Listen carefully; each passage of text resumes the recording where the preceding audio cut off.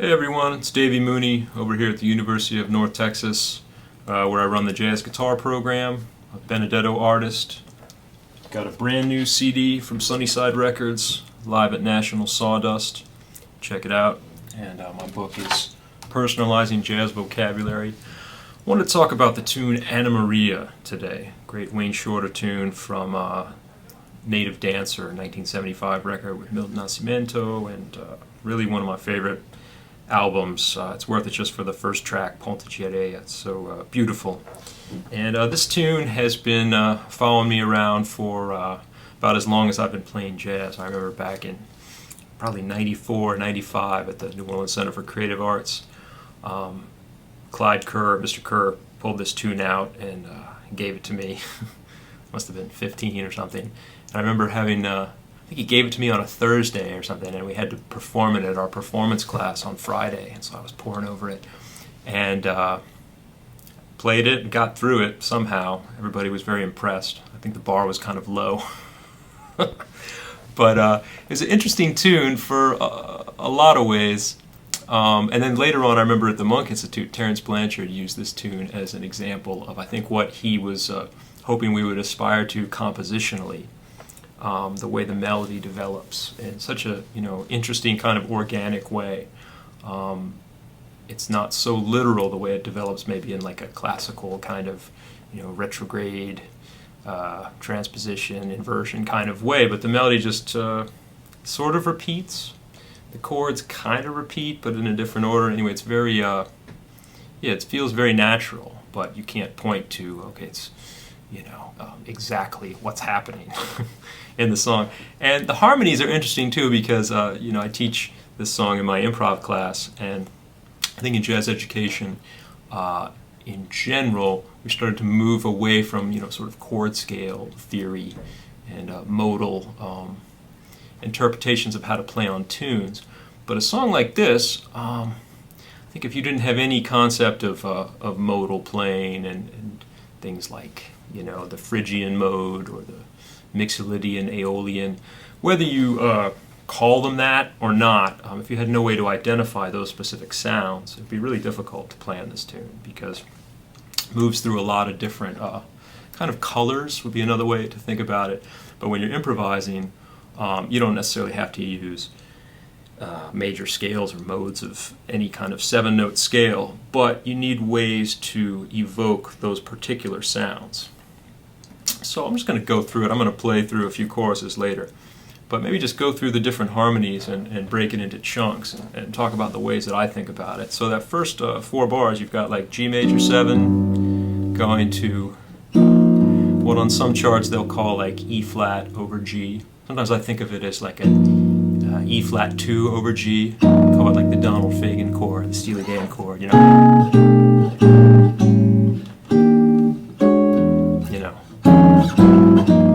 But it goes G major 7 to kind of E flat over G to maybe F major 7 over G, aka G13 sus back to E flat over G.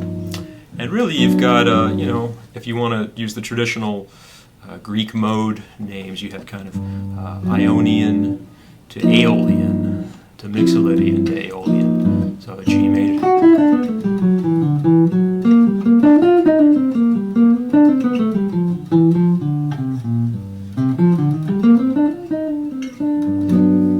And you notice I wasn't necessarily just playing major scales right there. Another way to get those sounds, or maybe narrow it down to just the choice notes, that is what I'm kind of trying to do on this song. I'm kind of playing maybe a B minor pentatonic, maybe with another note in there. Sometimes I don't play a fourth at all on the first chord on the G major 7. I don't necessarily play any C naturals at all. I might play 7 notes, but I might play chromatic notes within the pentatonic scale.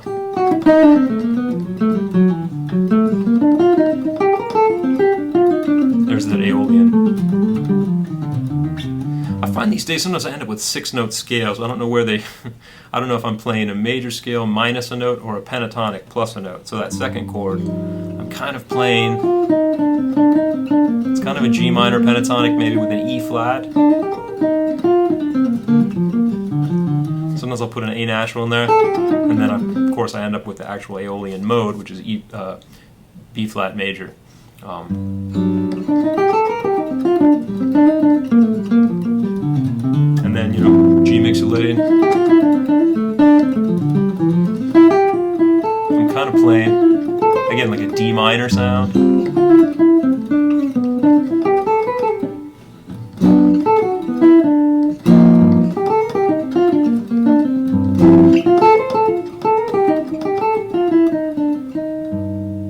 Then the next chord, the next little chunk of harmony, we've got that same sound D flat 2 over F. So it's kind of a, you know, you could think of F Aeolian, or maybe an F minor pentatonic, kind of a B flat minor sound. The next chord is G flat major 7 sharp 11, it's G flat Lydian. So those are kind of the same sound in a way.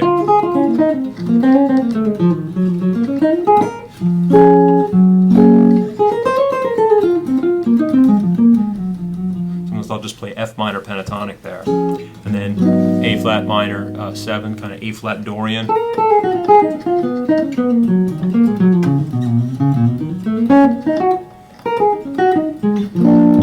what a lot of charts call like B flat over A flat. To me, it's also, if you wanted to add more notes to that, you could kind of just play off of those triad, you know, a B flat major triad, or if you wanted to add another something to that chord right there, you could kind of put a G flat in there, because the following chord is G minor. It almost has like an A flat dominant 7 feel to me. So,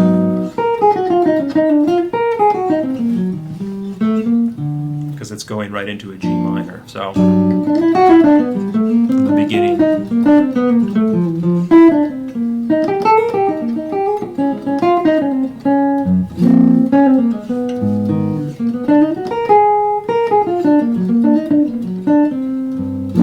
Then we have G minor 7, C7. Kind of C7 sus, so that's all sort of the same sound, you know. It's almost a 2-5. You think a 2-5-1 might be coming, maybe. But you actually get D over C there, which is also, if I were going to play any kind of B note on that D over C, it would probably be a B flat. I might just play off of triads, and that avoids the issue. But so from that part. Sure.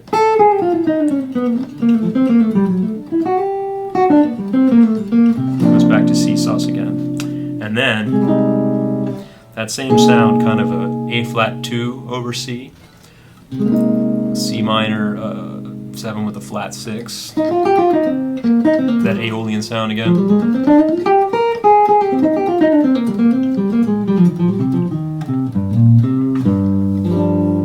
Goes into like a vamp that's kind of G Phrygian. People do different things in that section. Sometimes I'll just play blues there because I'm kind of relieved to get through all that modality. Or I might play something that really evokes the G Phrygian sound. Like sometimes I'll play this little collection, I talk about this with my students, this little 4-note thing where I'll go G, A flat, C, D.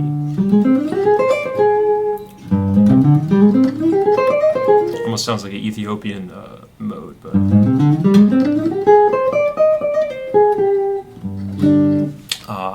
then think about this tune. The next section, that's kind of the A section.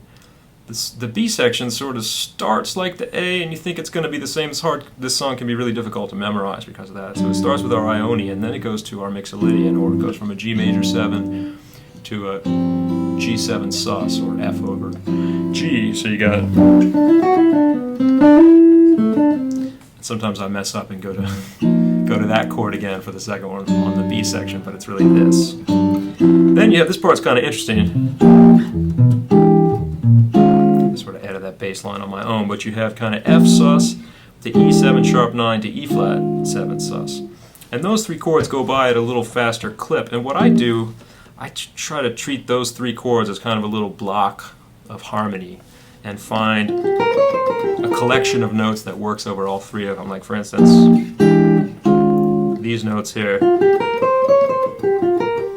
It's like F, G, B flat, C, D flat, all work over those chords. And then you could play around with them and also the notes that, so the notes that stay the same and the notes that move. So you could kind of have that changes while this stays the same. So you go.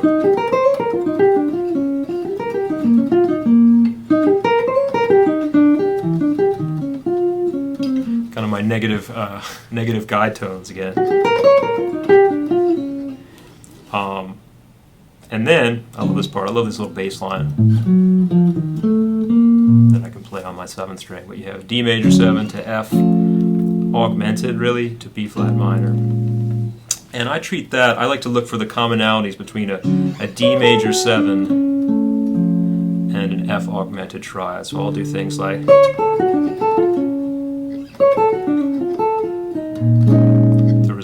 then resolve to a B flat minor, so I'll do stuff like, or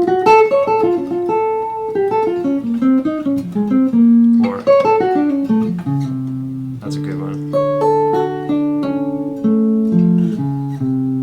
So it goes like a D major 7 to an F augmented to a B flat minor, and then you have A flat minor 7 and B flat over A flat. So you kind of have some it almost has a repetition of something that happened earlier. You can at least treat it in the same way, A flat Dorian to B flat over A flat, but you could think of it as kind of A flat 7 sharp 11. G minor, C7, then you have this thing, this little sequence, B flat major, A minor, F minor. And this whole thing from G minor to C7 sus to B flat major to A minor, I kind of treat as all the same thing. It's all the key of F. It's like 2, 5, 4, 3, and then it goes F minor. So sometimes I'll just, and then catch the F minor when it comes. Just play sort of melodies in F major. Then we have this climax of ascending sus chords. I like to think about it. So I'm on F minor, then it goes B flat sus, D flat sus, and B minor, and then E flat minor. But as you can kind of see, as a guitar player, that's really the same harmony moved up in a parallel way. So you kind of have, one way to think about it would be like B flat sus, D flat sus, E sus, A flat sus. So kind of sus chords moving in minor thirds and then in a major third. So I can play the same type of material.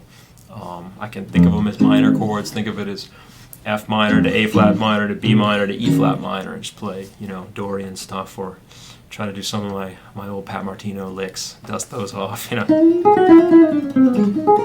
Pat Martino or Steve Mazikowski, I can't remember anymore. But, and then after that E flat minor, we have the one part of the song that actually repeats exactly. So you have that D major, F augmented, B flat minor, A flat minor, B flat over A flat.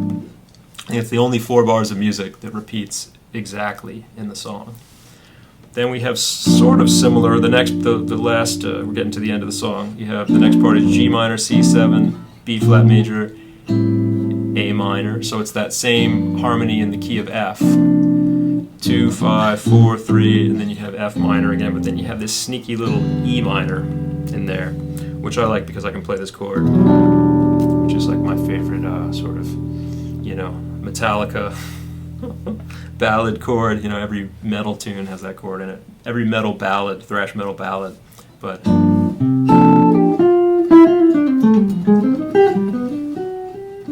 and I just play, you know, if I actually play that E minor chord at all, I just probably do something parallel, something on F minor, move it down a half step and then back to G.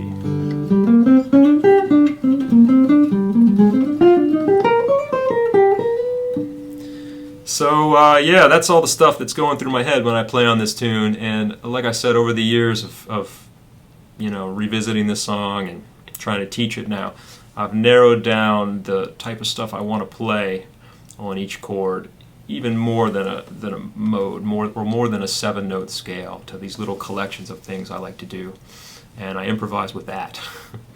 And so here's a couple choruses of me doing it.